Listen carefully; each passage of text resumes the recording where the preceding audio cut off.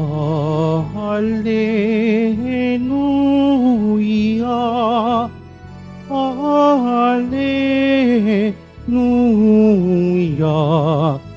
Alleluia, Alleluia.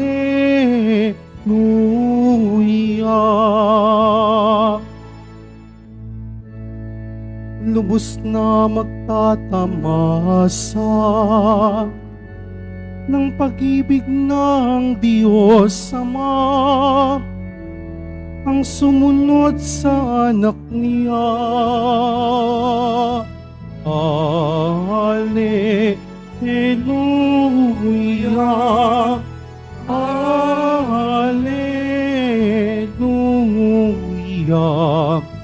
Alleluia, Alleluia.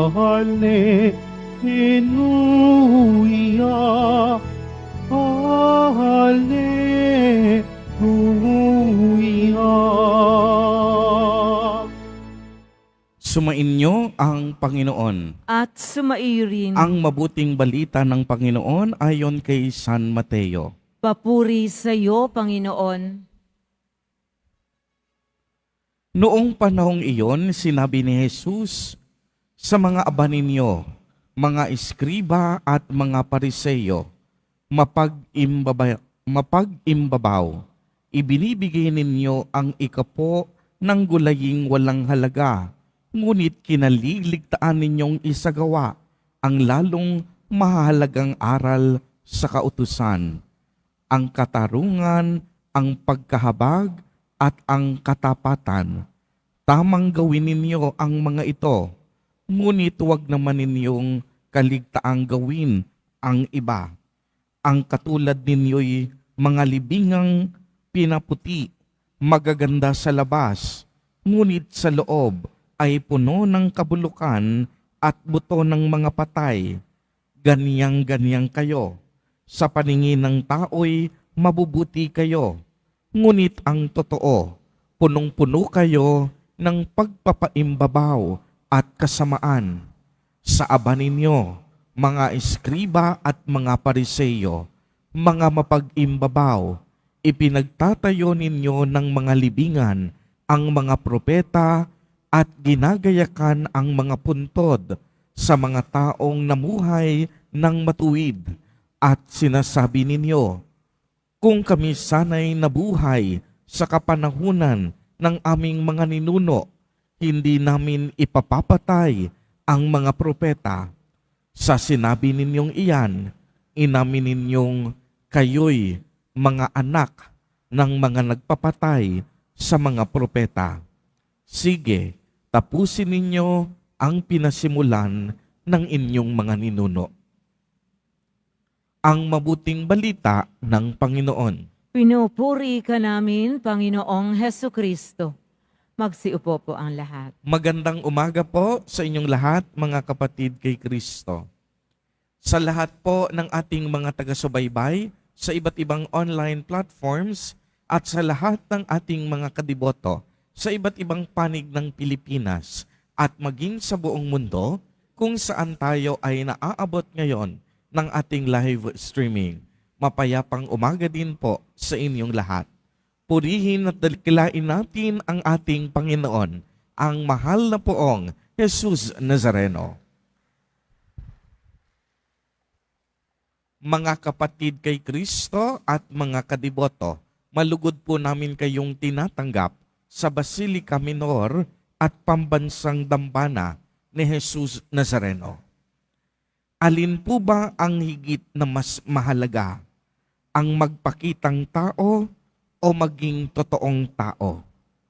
Muling tinuligsa ni Jesus ang mga eskriba at mga pariseyo. Para sa kanila, mas mahalaga kung ano ang tingin ng tao sa kanila at hindi kung ano ang tingin ng Diyos para sa kanila. Nakatutok sila kung paano papurihan at parangalan ng tao, samantalang kulang at kapos sa pakikipagkapwa-tao. Kaya nga ang sabi ng ating mahal na Poong Jesus Nazareno sa ating ebanghelyo, ang katulad nila'y mga libingang pinaputi, magaganda ang labas, ngunit sa loob ay puno ng kabulukan. Ang ibig sabihin nito, mahalaga para sa kanila na walang maging kapintasan sa paningin ng tao. Kaya naman kung inyong mapapansin, magagarbo lagi ang kanilang pananamit. Subalit kung gaano kalinis ang kanilang kasuotan, ay kabaligtaran naman ito ng kanilang mga puso, sapagkat ang kanilang puso nabubulok sa karumihan. Dahil madalas, pakitang tao lamang ang kanilang kinikilos. Sila ay nagdadasal ng malakas at napakahaba upang sila ay magbukang banal sa paningin ng mga tao. Subalit ganon-ganon na lamang kung paano nila alipustahin at hamakin ang mga hintil. Tunay ngang napakaganda ng kanilang itinuturo. Kaya ayon kay Jesus Nazareno mismo, nabanggit ko ito kahapon, lagi niyang sinasabi sa mga apostol at alagad, pakinggan ninyo at sundin ang kanilang aral, ngunit huwag ang kanilang mga gawa, sapagkat magkasalungat ang sinasabi ng bibig sa ginagawa ng kanilang mga kamay. Naniniwala sila lang ang maliligtas dahil sila lamang ang bukod tanging bayang pinili ng Diyos, at para sa kanila, walang puwang ang kaligtasan para sa ibang tao. Kaya naman, sila ay punong-puno ng pagmamalaki sa kanilang puso. Pagmasdan ninyo, mula sa 10 utos ng Diyos, ay gumawa sila sa mahigit 600 pang maliliit na utos. Subalit sa katotohanan ay hindi nila sinusunod ang mga ito, at kadalasan ang pag-uugali nila salungat mismo sa mga utos na ikanilang ipinapangaral.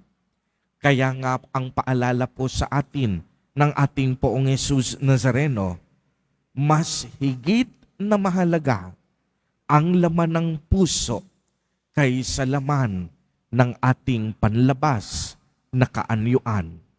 Mas mahalaga ang espiritu ng batas kaysa sa batas ng mga letra, dahil ang espiritu ng batas ay ang pag-ibig at pagmamalasakit, samantalang ang mga letra ng batas ay pawang mga alituntunin lamang. Tulad po ni San Agustin na ating ipinagdiriwang sa araw na ito, napagtanto niya na ang mas mahalaga kayamanan ng puso. Sa kaniyang lumang buhay, punong-puno siya ng ambisyon at kalayawan sa buhay, na pabilang sa mga taong hindi maganda ang impluwensya, makasalanan, nakisama sa mga babae, hanggang sa dumating ang punto na siya ay nagbagong buhay sa tulong na lang ng panalangin ng kaniyang ina na si Santa Monica, na ating ipinagdiwang kahapon para sa kaniyang kapistahan. Kagaya mismo ng sinabi ni San Agustin ng Hippo, ginawa mo kami para sa iyong sarili, o Panginoon, at ang aming puso ay hindi mapakali hanggang sa sila ay mapahinga sa iyo. Our hearts are restless until it rests in you. Tunay nga pong ang puso at kaluluwa natin ay hindi mapapakali. Ito ay maliligaw kung ang laman nito ay puro pagkukunwari at pakitang tao lamang. Piliin po natin ang magpakatotoo. Piliin natin ang Diyos. Amen. Purihin at dakilain natin ang ating Panginoon, ang mahal na poong Jesus Nazareno.